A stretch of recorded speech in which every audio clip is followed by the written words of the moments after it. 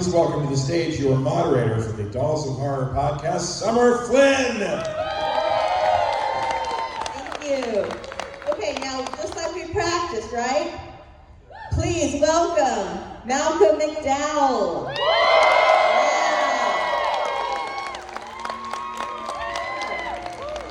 Standing ovation right there.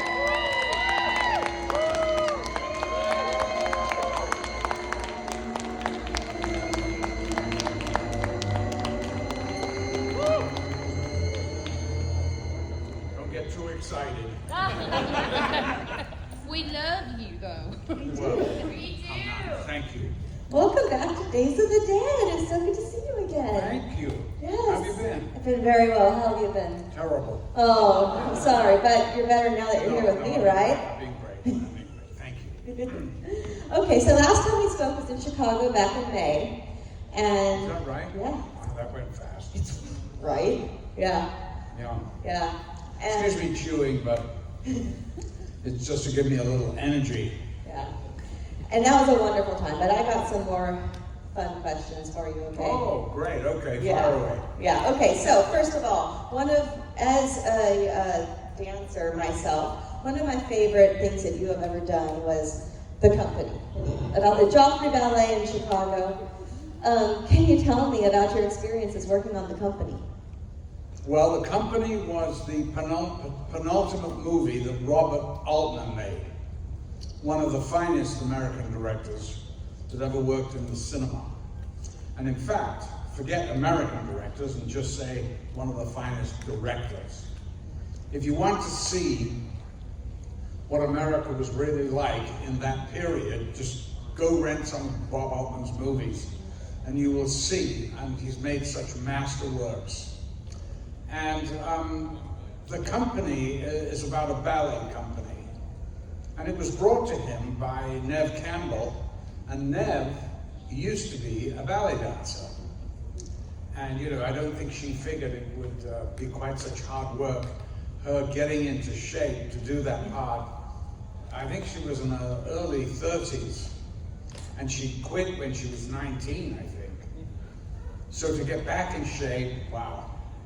And it was really, we went to Chicago and shot with the Joffrey Ballet. I played this man, the artistic director called Alpino, and they called him something else in the movie because he had such a terrible wig. It was like literally somebody had just gone boom. It was like a hat, but it was purporting to be, and he was in denial that it was a wig. So I couldn't play him because I'd have to do the whole wig thing, and there would be a running joke, and it would really not do him any service. So we called it something else, and I love doing the film. I love Bob Altman. He was a dear friend. I was doing one of these things at the Lincoln Center in New York about a movie I did called Gangster Number One. I looked down, and there is Bob Altman in the audience. And so I saw him afterwards. We went for dinner, and he said, can you dance? And I said, can I dance? Hell no, of course I can't dance. He said, well, you don't have to. Oh, that's a relief. And he said, I got this little movie and I want to do it. And I went, I'm in, okay, I'll do it, 2 weeks later, he calls me up and he goes, the dance picture's off. I went, Jesus, you just cast me 2 weeks ago and now you're taking it away. He goes, Paul Newman, wants me to go do this Weinstein project. So I got to work with him. I said, okay, fine. 2 months go by, he calls me again. The dance pictures are back on. I went, what happened to Weinstein? He goes, well, what a prick. I'm so grateful that it was back on because I love that movie. It's like, if you guys haven't seen it, it's like somebody just took a camera and put it in the room in a ballet company. It's kind of documentary, but not really. It's like a voyeurism type feel, and I love it. But this is Bob Altman. This is how he used to direct. you'd be doing the scene, he'd be next door with the earphones watching the monitor. He'd come in and go, okay, Nev, you go ask Arpino. He goes, Malcolm, you just look at what you're busy. You don't want to talk to him. I went, okay, I get it. Because you don't want, she wants, you know what she wants. She wants to play a starring role in a ballet, and you don't think she's ready, and you don't want to be faced with it, and also you don't want to say no. I went, okay. He said, and then, so go to that door, open it, and tell someone you want a cup of tea. Come back, she's on again, go to that door and tell them to shut up. I went, okay, and then come back, and then look at your watch and go, hey babe, I haven't got time for this. Well, just get me later, okay? And leave. And I went, okay, well, what about the scene? He goes, that is the scene. Amazing. And that was it. And that's why he was such a genius. Because really everything, you get everything without the talking. Yeah. So you never really, she's never says a damn thing, but you know what she wants. And you know by the way I look and act, you know that I don't want to confront her, and I don't want to disappoint her, and also he's a, emotional coward, which was perfect for the part. Mr. Antonelli was an expert at avoiding confrontation in that movie. I think it was Helen Mirren told me in Gosford Park. They were doing this long scene, talk, down a corridor. I think it was with Derek Jacobi. And Bob looks at it and he goes, yeah. And they went, well, what? No, it's good, but he goes, I'll tell you what, why don't you let those dogs through? Have a couple of dogs coming through, and so it completely changed the dynamic of the scene. You don't listen to what's going on, you just see these dogs and they're going like this, oh my God. And the whole scene is about these dogs just running through down this corridor, and it's perfect. And that's Bob All, bless his soul. Genius. Yeah, genius. Another one of my childhood favorites is Time After Time. And we Sweet movie. Yes, and we just lost David Warner not too long ago. Sadly. Yes, and any memories from working on that or working with David? David and I go back a long way to 1965 to the Royal Shakespeare Company at Stratford-on-Avon, where he was a big star. He was playing Hamlet, and it was the Hamlet of his generation. The Beatles' Hamlet. This tall, lanky, thin guy with a big scarf that went down to the floor, rattling off, these soliloquies. And there used to be 300 girls outside the stage door waiting for him. It was nuts. But he was painfully shy. It was where I was the exact opposite. So I was like a mate of his, and we'd come out and he'd see a nice girl that he'd want to have a drink with. I go, just tell me which one, I'll sort it out for you. Oh. And he'd go, the one in the red. I go, oh, excuse me, darling, you, yes. What's your name? Yes, lovely. And is this your friend? Two of you, come on. Mr. Warner would like a drink with you. Yeah, come on, come with me. So he'd end up with the one in red, and I'd end up with a friend. So that was the perfect way to be at Stratford. So, and then we were always friends. He then married the most beautiful girl, a Swedish girl called Harriet, who all the young actors were like, oh my God, how does this ugly guy get this gorgeous girl? It was a question that we kept asking ourselves. In fact, I asked him. He said, well, being above the title, it doesn't do any harm. Right. And so we knew he's the one who introduced me to Pet Sounds. Oh, wow. I know, I remember that distinctly. I went, who are these guys? Yeah. Oh, these guys are good. Yeah. He goes, the Beach Boys from California. I went, Jesus, I didn't think they had any music in California. And because we were so into the Beatles, And then, so I knew him in London, I knew him, and then, you know, I got my big break. And then we worked together in San Francisco, and it was so nice. Really, it was great. It was great. And he's such a great actor. I had such respect for him. I always thought David was one of the best actors of his generation. Amazing guy. And if you see him in just even little parts, he was in Tom Jones, played this character called Blifil. He was so obnoxious in it. He was brilliant. And he truly was one of those kinds of actors that you go and see in a play and you literally couldn't take your eyes off him. And he had this kind of burning energy, you know, that, but very subtle. He was really cool. We'll miss him. Absolutely. Yeah. Okay, so do we have any audience questions? Yes, ma'am. Not to bring up this stinker, but I'm wondering how you came about to be in the Fairy King of R. In what? The Fairy King of R. Was I in that? What's it about? It's this South African filmmaker that. Oh my does- God! Yes. It was made in South Africa. Yes. Weird fucking thing. Oh my God. Okay. Let me tell you about that. The only thing I remember about that is Corbin Burnson. Yes.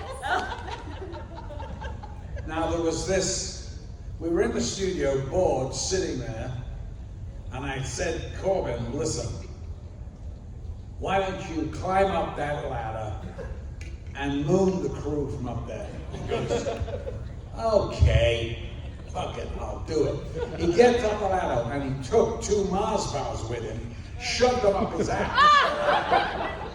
And I went, there's a real actor for you. Embellishing the part. And he became a lifelong friend when he did that. And that's all I remember about the movie. Why would you ask about that movie? Riff Tracks made fun of it in one of their Riff Tracks things that they do, and so I've seen it so many times, but with their commentary and jokes over it. Who was in it? I can't remember who was in it. You, I mean, honestly, Corbin, obviously. you and Corbin are the only names in there. The rest of it is strictly the same actors, child actors he worked with in every movie. Oh. I don't even remember the director's name at this point, but Oh God, I don't remember. it was Peak Viewing Productions, and they have all these like really terrible movies like The Little Unicorn, and you're just like, you know. Anyway, so. Stay away from that title. Well, thank you. I've watched like every movie you've done, but the one doing Bomb Blonde Shell, did it give you a different view on what women had went through during that time? Which movie are we talking about? Bomb Blonde Shell? Bomb Blonde Show. Oh, Like, does it give you a different view on how women was treated? Like, is this thing with Nicole Kidman yes, and Charlize Theron? Yes. And where I played Rupert Murdoch? yes.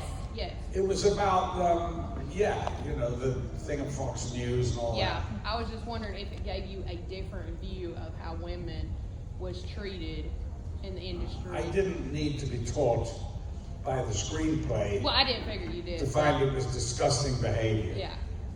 And I really enjoyed doing that because, they gave me some of these makeup thing, and I wore a piece that went into the mouth and was 2 kind of big jowly things. And it, I put this thing on and it completely changed the way I looked. It was really amazing. And I thought to myself, God almighty, I wish I'd found out about this years ago. I would have done it. I wouldn't have had to bother acting so much. Let the makeup do the talking. But it was fun playing Rupert Murdoch, doing that accent because he was Australian that lived in England for a long time and then in New York. So the accent was really bizarre. It was, I started after I found out you was in it, and then I like looked up that role and that person, and I learned a lot.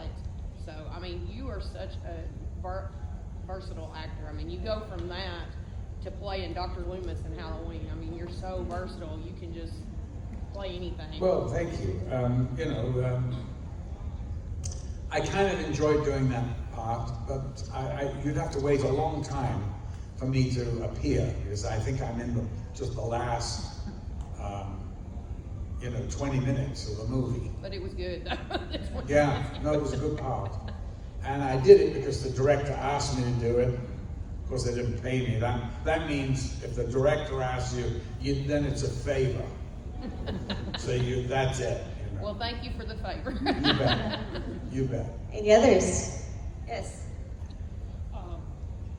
After I know there was a lot of death threats after you filmed Star Trek. After what? After you filmed Star Trek Generations. Yeah. About about the character of Soren killing off Kirk. How long after Star Trek Generations did you receive those threats? Well, my nephew, whose name is Alexander Siddig.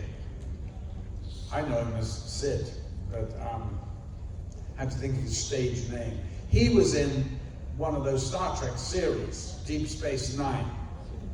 He played, I don't know who he played, I never watched it, but he was in one of them. He called me and he said, Uncle Malcolm, there's a thing, that we're all looking at online. I went, what do you mean online? I didn't know what the hell he was talking about. And he said, well, you've been getting death threats. I went, for what?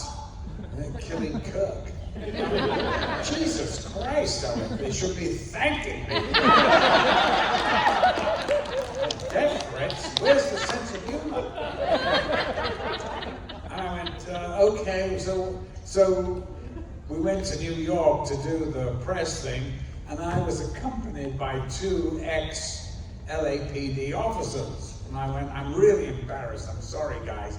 I'm staying at this beautiful hotel, and they would come out to go and have a hamburger or something, look, the street, empty.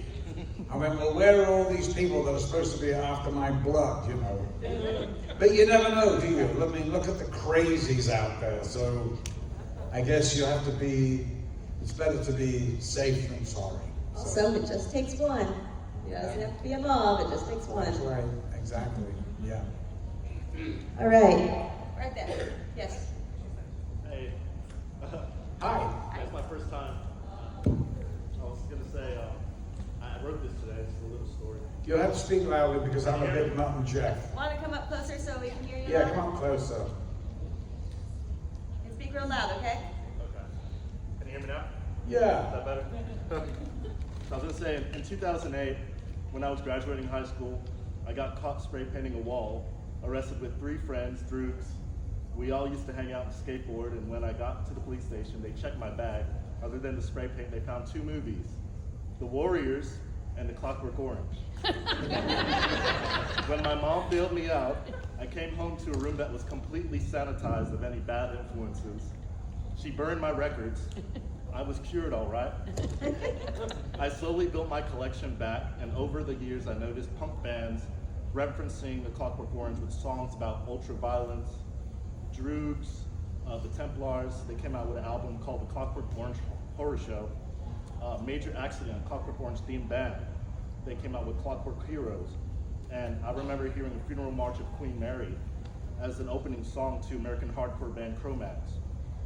It made sense to me. How long is this going on? Almost done. Okay. Very well, very well. Okay. It made sense to me that punk music would pay homage to Alex and his Droogs. But I want to ask you, they say life imitates art. So what impact do you believe Alex and the movie as a whole has today? Well, of course, that movie has had an enormous impact. It's hard to gauge how much, because over every single sphere of sort of life, that movie has, in fact, influenced. It's either music, the makeups, punks. It's the grandfather of punk rock. I mean, when it first came out, it's hard to even describe it to you, what the shock it was to the audiences. they were stunned into silence. When I first saw the movie in New York, the first week it opened, I stood at the back, and at the end, nobody moved. Nobody clapped, not a murmur. They sat there in stunned silence. Because this is the first time they'd ever seen anything like it. There'd never been a movie that looked like this. I mean, and by the way, you know, the whites and all that, that was my cricket gear. That's how that came about. Stanley asked me, you know, before we were shooting, what do you think you would wear? And I went, well, Stanley, you know, it's futuristic, I don't know. And he goes, well, what have you got? I went, what have I got? I don't have futuristic. I've got jeans and t-shirts and my cricket gear in the car. He goes, well, put it on. What's this? I went, well, that's a protector. He goes, wear it on the outside. The most iconic costume, one of them. And the eyelash, I found this yard of eyelash at Bebo. It was a, you know, like a boutique. And I bought it as a joke gift for Stanley. He looked at it and he goes, put it on, wear it.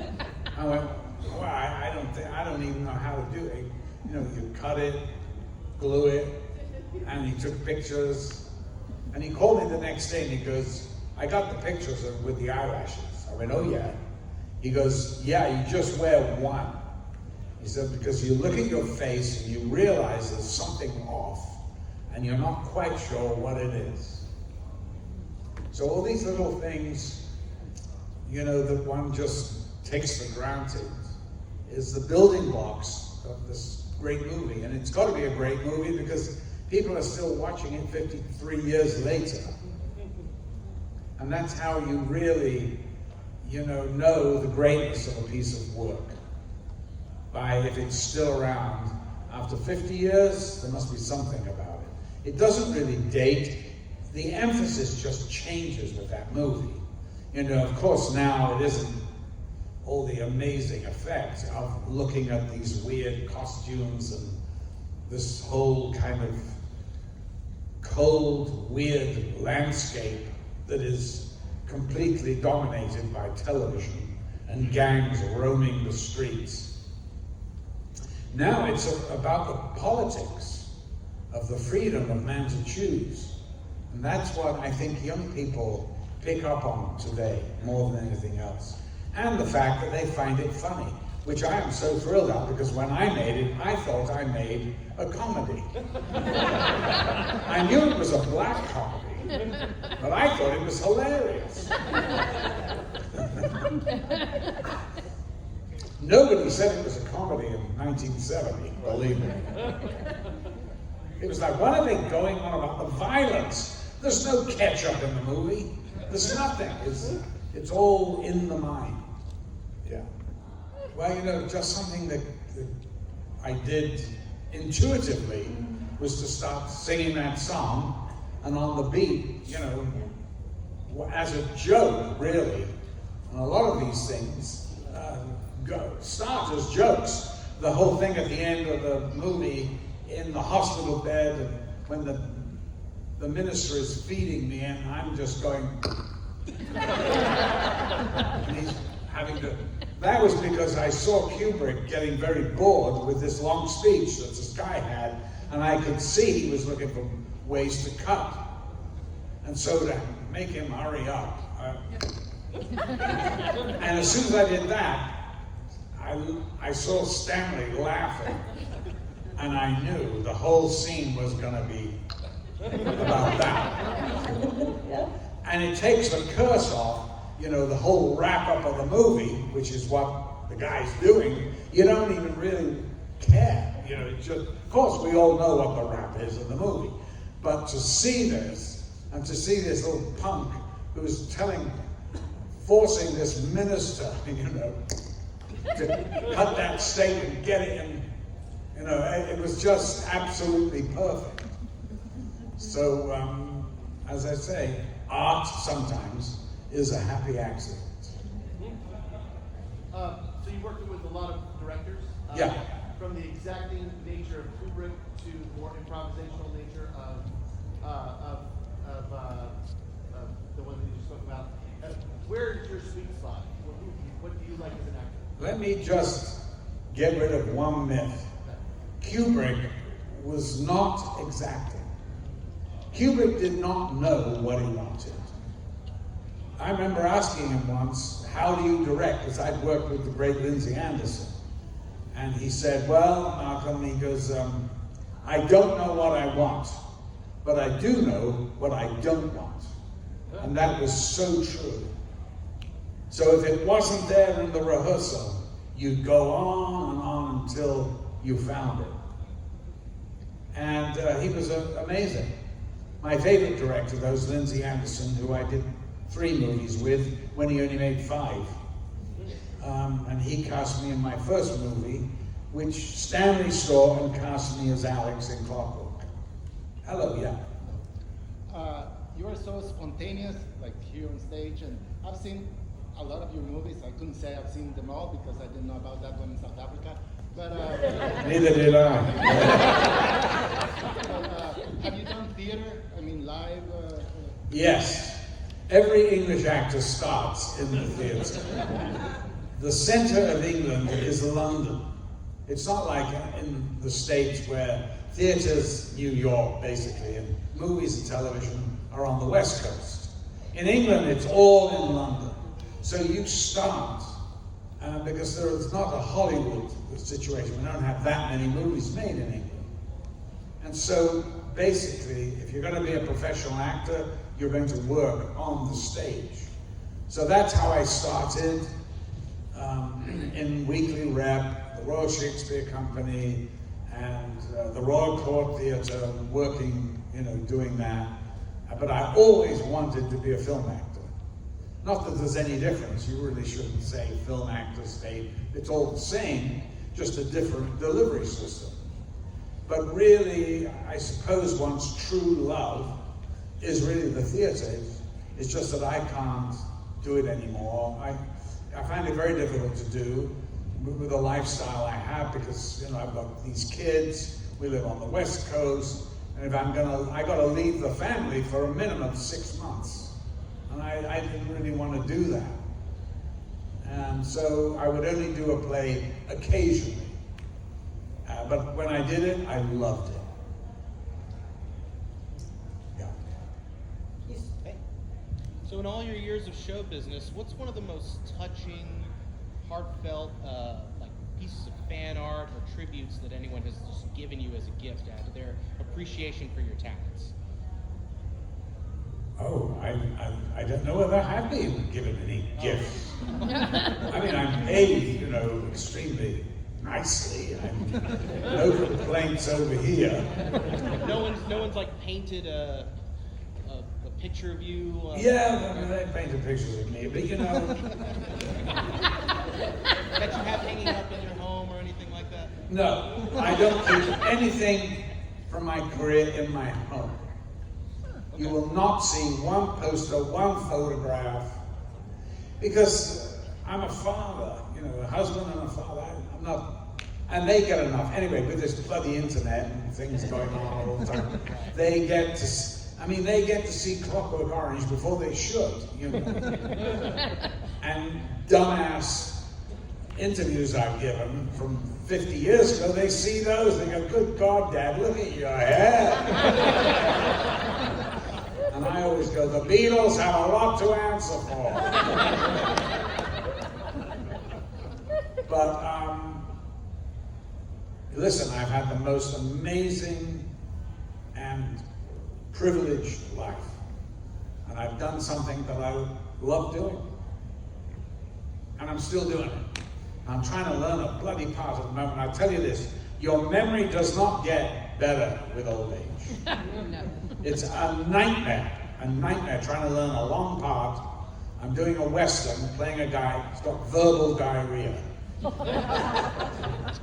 Never shuts up for a minute. But it's a script called Last Train to Fortune. And I was going to do this movie. It's basically about 2 people. I was going to do it with Bill Paxton. Bill was a dear friend, and I love Bill. And it's so tragic, what happened. Well, now I'm doing it. We start shooting in March, and I'm doing it with James Paxton, his son. Yeah, I know. I'm so thrilled. So I'm doing it because of Bill, and James is doing it because it's a good part. I don't know. I said to him, you just do your own thing. You're your own actor, which is what I tell my kids. Because now the two younger ones have suddenly decided, I want to be an actor. It's not something you just wake up and go, hey, I want to be an actor. You're supposed to train, go out and do theater. Get paid £5 a week, $8. Try that for size. Work in moving furniture, which is what I did for 2 years. Moving furniture. I was superb. I could have worked for Mayflower. Is that what they call it here? That's the big furniture removers. I think it's in England. Maybe it is. I don't know. Anyway, that was what I did at the Royal Shakespeare Company. Run in with crowns and the thrones and the benches and stuff like that, and set them on little marks, and then take them off. You were the set changer. That's exactly what I was. And they'd throw me a bone like the odd line, which of course I managed to screw up. I think my very first lines in the West End of London, I was playing what happened was the English Herald in Henry V, the English Herald got sick, and so did his understudy. I was in the pub before the show. The assistant stage manager came in and said, does anybody know the English Herald? And I went, oh, you mean, my sovereign lord, bestow yourself with speed. The French are bravely in their battle set and will with all expedience charge us. Is that the one? They went, yes, you're doing it. I went, fine, good. I thought, at last. So I'm waiting. I put on this royal, they call them a tabard, royal crest. I see the light, green, and I went, is that me? Is that mine? They're going, get. I go on, my sovereign lord, bestow yourself with speed, the French. The whole of the Agincourt army turns to face me. Come on, they're waiting. They went, oh my God, everybody was. There you are, my first, and Patrick Stewart was on stage during that. They were all there, laughing their heads off. Yeah. Do we have time for one more? We do have time for one more. You want to take a minute? Okay, is this going to be an Make it a good one. Yes, sir. When you portrayed Dr. Loomis in the remakes of Halloween, Yes. did you reference at all Donald Pleasant's performance, or did you do it all by yourself? Did you have any inspiration from Donald Pleasance at all? Well, I like to think I did it all by myself. I did have some help, however, from the script. I never saw any of the Halloweens, and oh gosh, oh blimey, still haven't. But I'm not into great horror thing like all you guys. I mean, I just act it. I don't have to love it. And in fact, I think I only lasted like 5 minutes at the premiere of Rob Zombie's Halloween 2. And I went, oh, geez, I can't take it anymore. I'm going to go for a meal. I'll see you at the end. But no, I've never seen Donald Pleasance. However, I did know who Donald Pleasance was. I met him a few times. And in fact, one time, I had a drink with him in the bar at this theatre called the Royal Court, which is in London. It's a great theatre. Because his daughter, Angela, was appearing in a play at the court. And I just happened to be in the bar and I saw him and we talked. I spent an hour talking and hanging out with him. And I know that nobody did Sinister like him. He was amazing. And of course he was the Bond villain and all these great, he played in a play written by Robert Shaw called The Man in the Glass Booth, which was the Eichmann story, you know, the trials in Israel when they caught him in wherever it was, Argentina. Anyway, yeah, no, I'd never seen him, but I could pretty much know exactly how he played it. But you know, I didn't want to play that, and I didn't want to copy him. I wanted to make it my own Loomis. And the purists, of course, have a problem with that. Well, that's not my problem. You know, Rob brought a whole different thing to it. And, you know, I mean, some people hate it, other people love it. All I will tell you that I had so much fun working with Rob. And in fact, I got a call, you know, saying he wants you to do this Halloween thing. And I went, oh no, Rob Zombie. Well, I don't know him. And he goes, well, he wants to meet you for lunch. I went, oh, okay, fine. Where are we going? Mr. Chow's in Beverly Hills. So I walk into Mr. Chow's, and I'm thinking, what the hell is he? Who am I looking for here? And I saw this guy that looked like a reincarnation of, you know, not Ted Bundy, the other one, you know, with the hair down here, you know, and I'm thinking, oh, Charles Manson. I went, oh, you must be Rob Zombie. He went, hey, he was so sweet, so nice. I had such a blast. I don't know whether you've ever checked out on the DVDs, the gag reel and all that, extras, because you could tell we were just giggling our way through the whole thing. And then I remember Tyler Mane comes through the wall or something. And in one take, I was looking at him and I went, hey, fuckface, ring the fucking doorbell. And we just went on talking. I mean, insane. We had so much fun. And in fact, Sherry kept saying I was making her laugh. And I went, look, I'm not even looking at you. What are you talking about? And your husband's getting irritated with me. And then she broke down, she started laughing, and I went, she goes, I can hear you breathe. I went, oh, sorry. I'll stop breathing. Is that okay? So it was a bit like that. We just had such a great time. Rob is a real talent. It's funny, I had this lovely Scottish, she's a script supervisor. I was talking to her on the phone, she was in London. She has a thick Scottish accent. And she goes, and what are you doing next?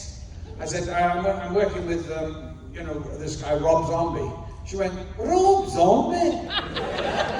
I think if I had a name like that, I'd change it. I said, no, darling, I think that's what he changed it to.